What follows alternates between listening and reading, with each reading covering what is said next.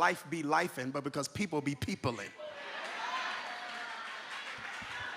Did you hear what I just said? It's not just that life be lifing, but people be peopling. Because God has the human species living with interdependence. And as a result of that, I can be directly, or you and I can be directly or indirectly impacted by the activity of other people.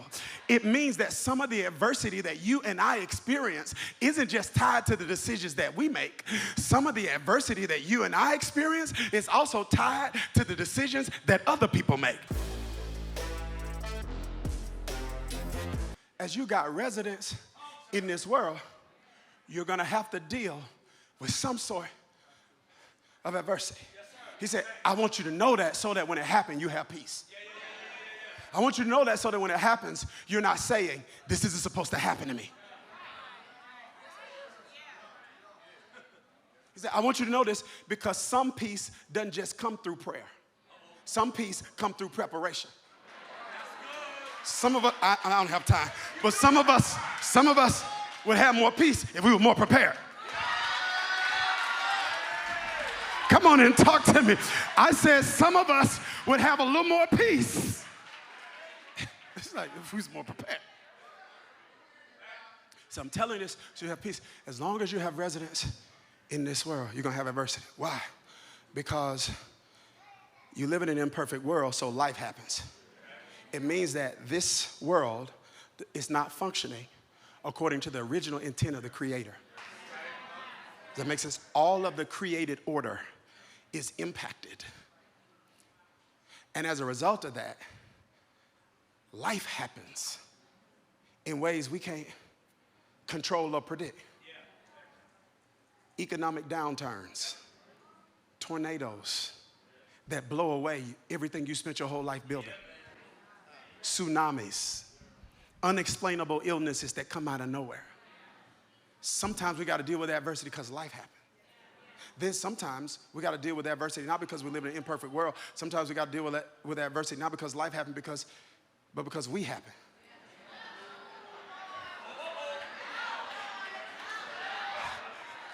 Come on and talk back to the preacher today. I said because we happen. As an imperfect person living in an imperfect world, we have the ability to make imperfect decisions. And every decision is pregnant with the potential to produce a season. And some seasons we live in are a result of decisions that we made. Sometimes the inner me is the enemy. So life happens, I happen.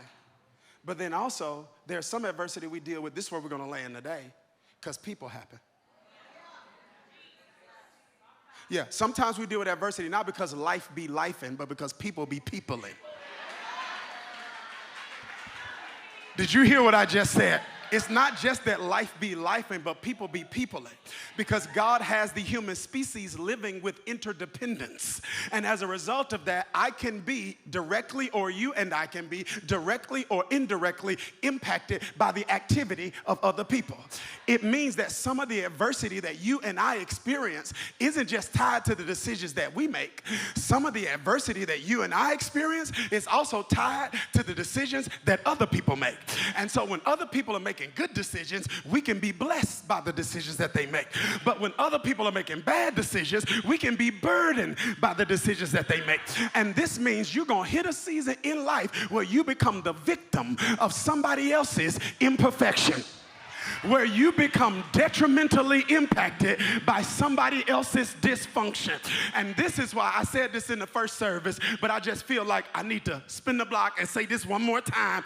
And that is, this is why you got to be so conscious and so careful when you start entering into covenantal relationships with people. Because you, watch this, you shouldn't just enter into covenantal relationships based on what their body looks like and what's in their bank account. I need to know what kind of choices do you make. I need to know, are you responsible with your decisions? Because when I come into relationship with you, I am not just joining with you in a sense that I benefit from your good choices. I am also joining with you because I'm impacted by your bad choices. I want to know what kind of decisions do you make?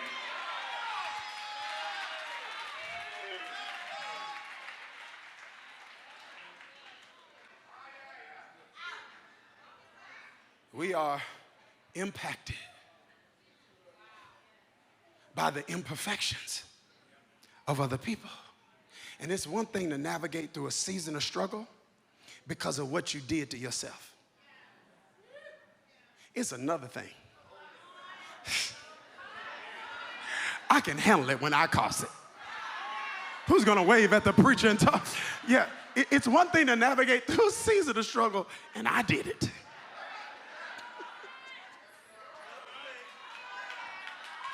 It's another thing for us to have to navigate through a season of struggle because of what was done to you. Did you hear what I just said?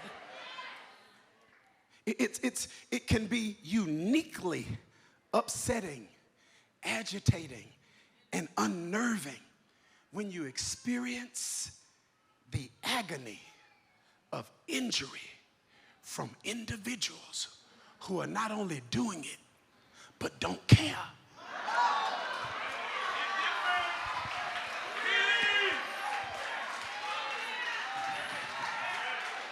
Who are doing it and become upset and angry when you set a boundary and refuse to allow them to keep perpetuating the behavior that you've been tolerating for way too long. So you're doing things that are not considering me. So when I finally make a decision to set a boundary and consider myself, because obviously you're not considering me, you mad at me for considering me. Advocating for me is not attacking you.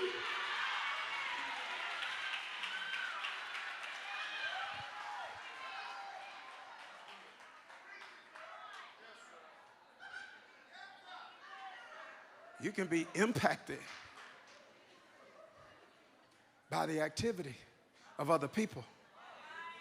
Reputation injured because of people speaking recklessly. Y'all aren't talking to me at this 12 o'clock service. Yeah. Reckless conversations, gossip about things they are misinformed or uninformed about. Embezzlement. Not just embezzlement economically, embezzlement emotionally. You taking and ain't giving nothing. It's bad English, but good theology. I said taking, but not giving anything. Embezzlement and manipulation and gaslighting and exploitation and abuse and betrayal are all weapons of mass destruction used to injure our soul.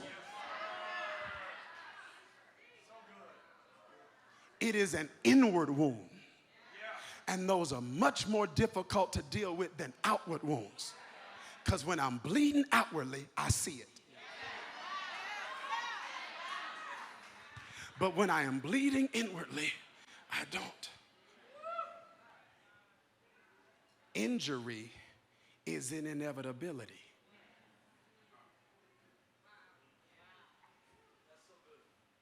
Emotional injury is inevitability. You can reduce the likelihood of it with wisdom, but you cannot avoid it.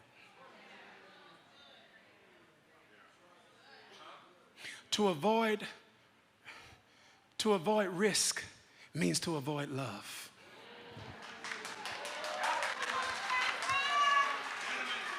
Did you hear what I just said?